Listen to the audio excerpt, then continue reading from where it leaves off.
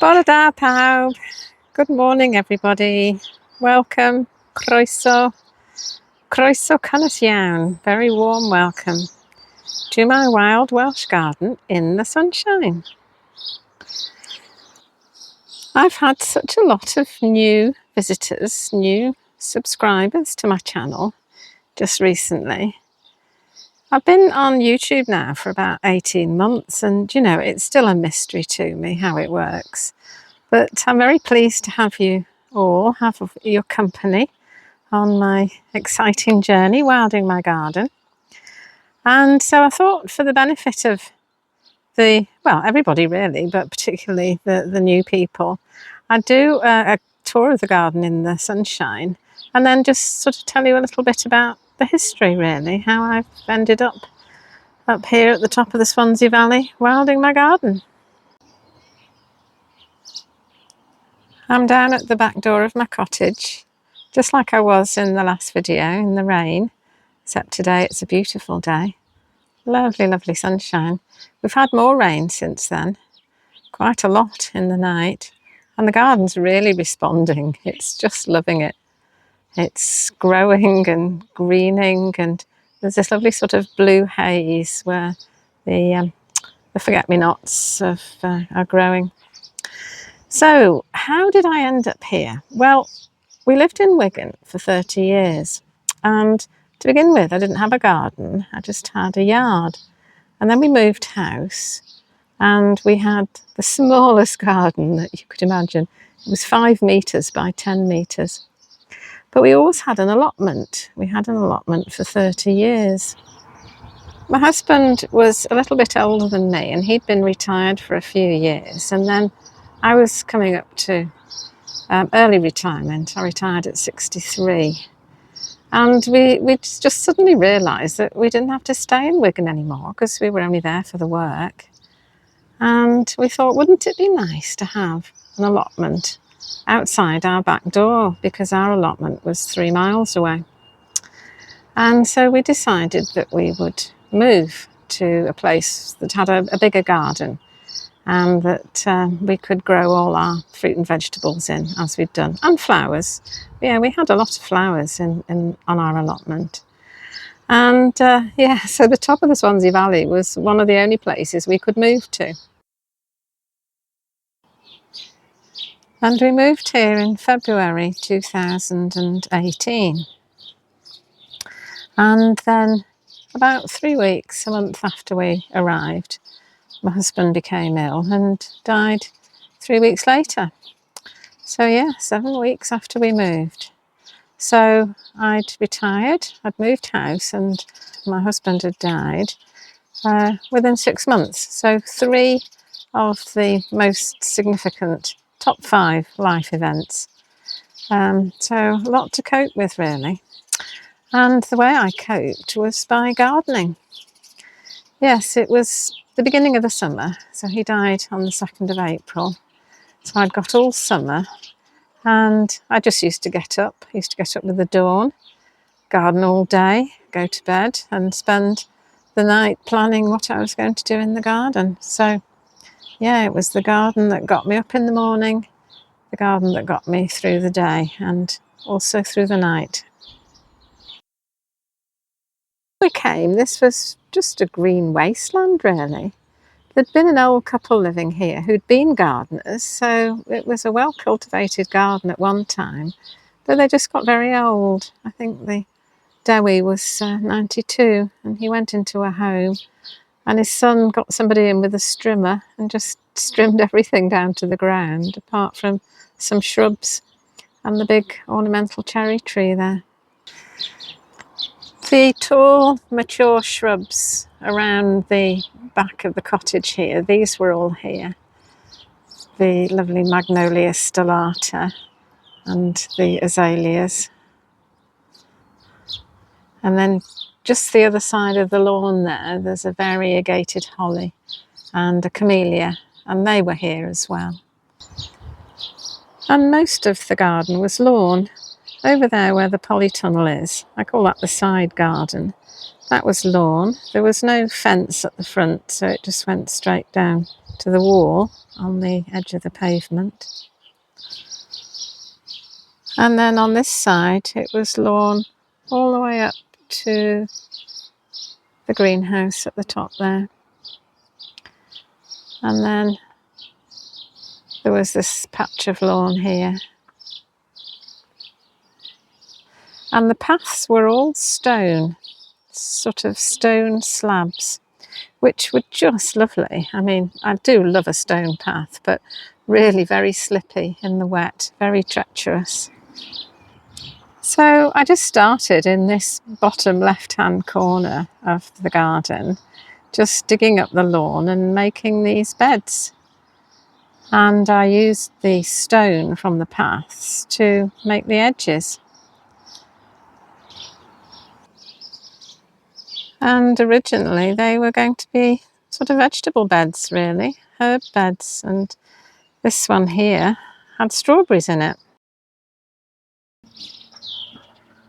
And I got a man in to put that trellis up for me.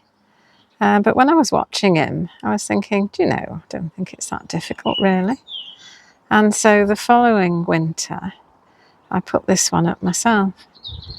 And it's, it's been there 5 years, 6 years, so I think it was okay, really. And then we go up the central path, through the rose arch, and the roses are just meeting in the middle now. Taken 7 years.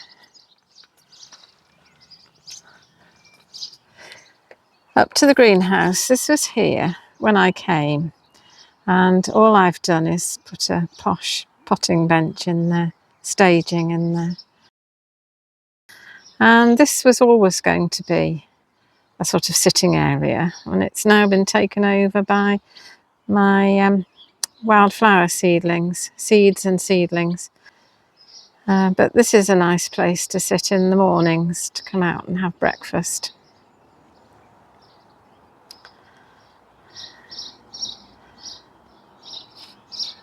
And then up past the greenhouse.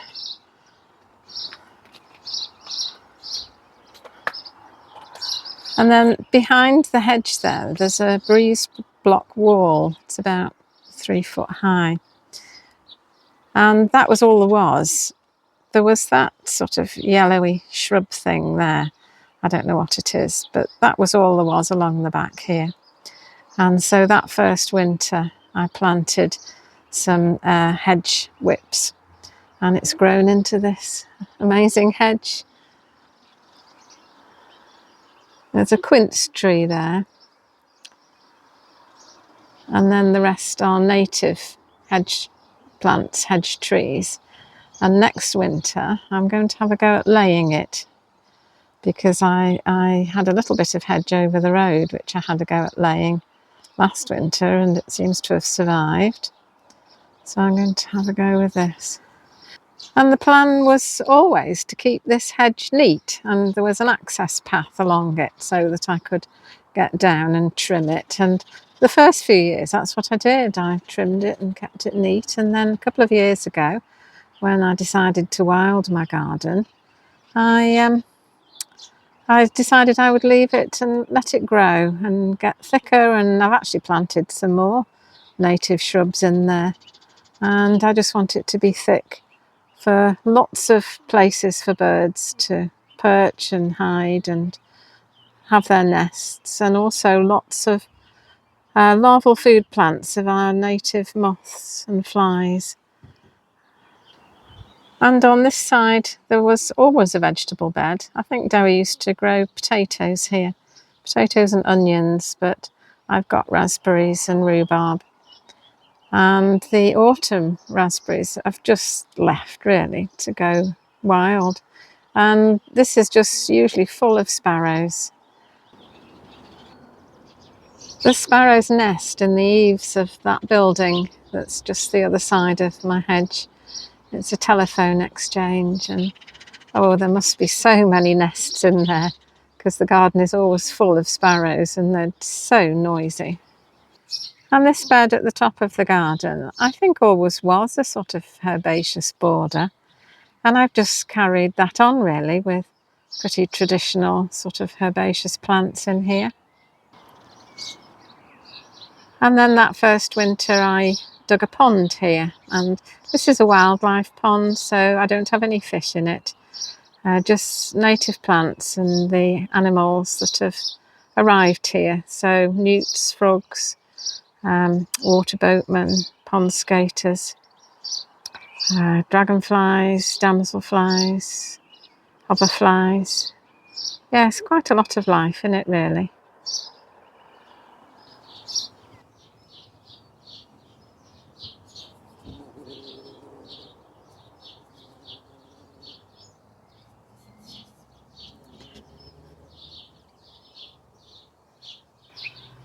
And then on this side, these were vegetable patches. And these were actually the first areas that I cleared and planted it with vegetables. And yeah, grew all the sorts of things that I used to grow on the allotment. And then it was in that first year that I kind of realised I didn't need all those vegetables. You know, I wasn't growing for a family of 6 anymore. It was only me. And yeah, so I decided I would start to grow more plants, more flowers. And so these beds all got sort of planted up with different shrubs and flowers, and to have more colour. And yeah, so that's what I did that first year. But I continued to grow vegetables here, and I planted up this big bed here right in the middle of the garden with soft fruit, and there's a couple of apple trees and a pear tree there. And I rather grandly called it the orchard, because that was the idea. And I had this idea of a sort of food forest, but I'm afraid the soft fruit just didn't like it there at all. And this is where I've got the tiny forest now. So the idea of a tiny forest is it's supposed to be the best way of increasing biodiversity in a small space. And they're usually much bigger than this. They're usually about the size of a tennis court, and usually in a park or a public space. But you can have them apparently as small as this. So this is a bit of an experiment really. But it just involves planting lots of little native trees very close together. And the thing is that each tree supports an awful lot of insect and other invertebrate life, which then supports animals and birds higher up the food chain. So that's the plan here, that these little trees, as they grow up together, will support a lot of wildlife in my garden. And the forget-me-nots had all self-seeded in the veg patches, so I just transferred them to here because it looked rather bare.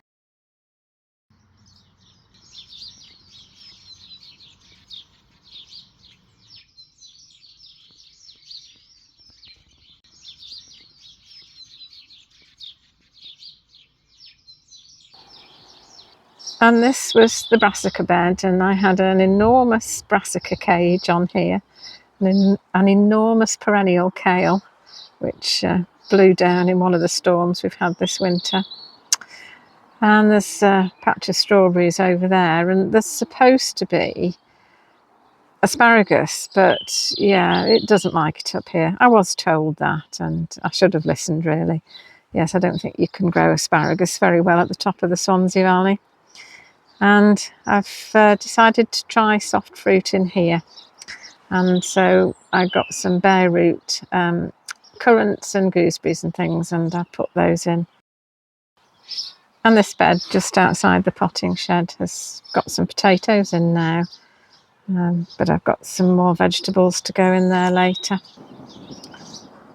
And then we go down the other side of the garden, through the hawthorn arch, onto the only bit of lawn that's left. I was going to get rid of it all, but my daughter persuaded me to keep it because she wanted somewhere to do yoga. And I'm very pleased that I did, because I do love it. This is the view from my summer house. And so I can sit here and watch the birds visiting the bird feeders or the bird bath, drinking and bathing. And the bird bath is just an old bin lid turned upside down. And I can see the insects visiting the flowers in the lawn. So how did I decide to change from a conventional gardener to a wild gardener? Well, I live on the edge of y Banau Brycheiniog, the Brecon Beacons as used to be called. And you would expect that it would be full of wildlife because it's a national park and it's an area of outstanding natural beauty, but it isn't.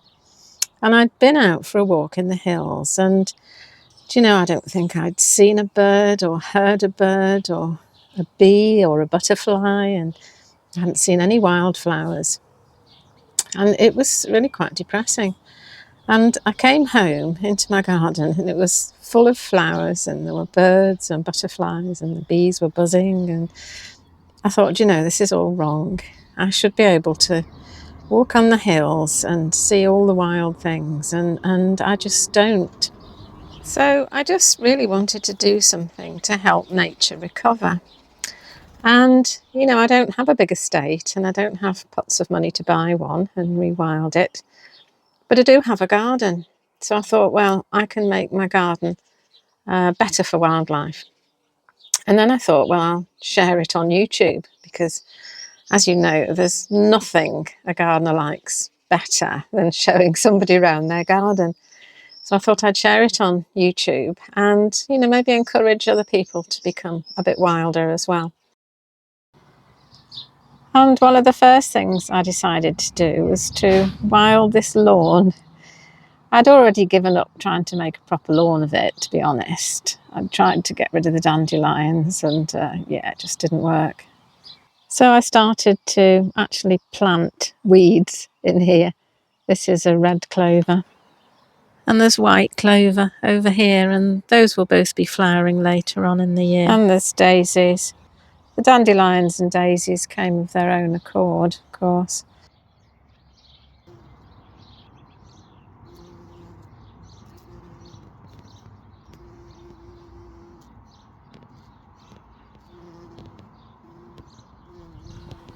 And then I've created some areas of long grass and weeds that I'm not going to cut at all. So this area around the new pond.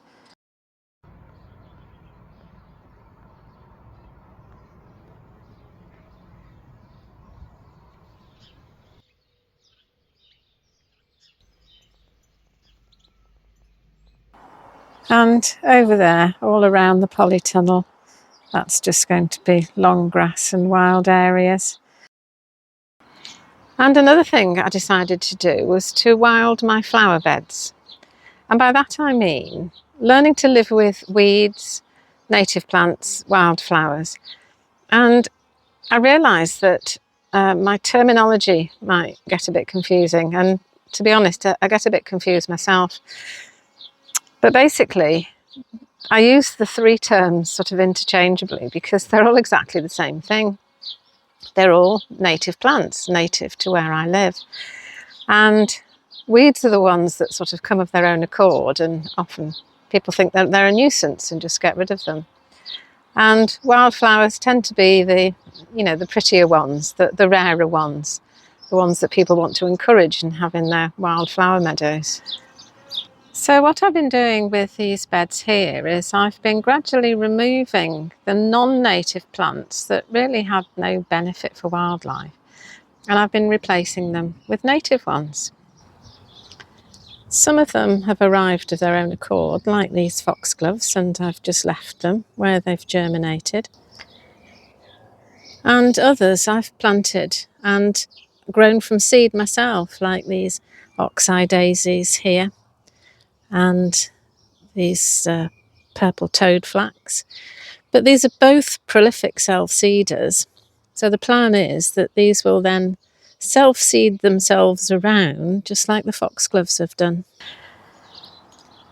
And I'm also trying to be more tolerant of these sort of native plants. This is a speedwell and is considered a nuisance weed, and most people would just pull it out, and in the olden days that's what I did.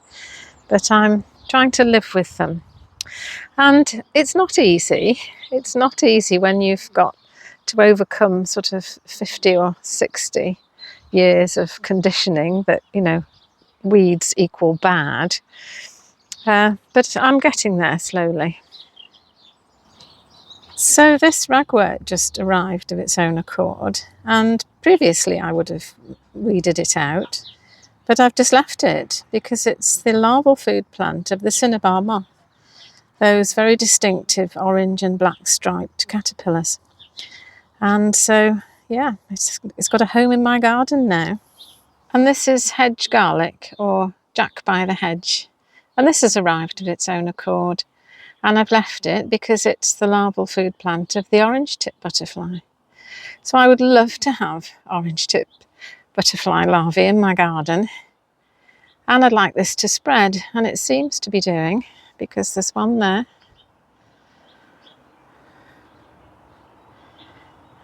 And there's one down here. And these are growing down in the wild area by the side of the polytunnel. So I'm just leaving this with the long grass and the weeds, whatever wants to come, for whatever wildlife wants to come and make a home here. So there you have it. 2 years of rewilding in, what, about 20 minutes, 25 minutes? So inevitably there's an awful lot that I've left out. But I have made over 100 videos of my journey so far. And of course you're very welcome to watch any of those, which document my journey and all my struggles. And of course the journey isn't over. Wild ecosystems and natural habitats vary on a yearly basis. And I'm expecting this garden to do the same. You know, some years will be better for some plants and animals, and some years will be better for others. So the journey continues, and I'd love to have your company. So please join me on my journey wilding my garden. And of course, if I can encourage some people to become wild gardeners, or just garden in a way that's a little bit wilder and therefore better for wildlife, then I'm going to be one happy lady. So I'll see you in the next video. Bye. Hwyl fawr.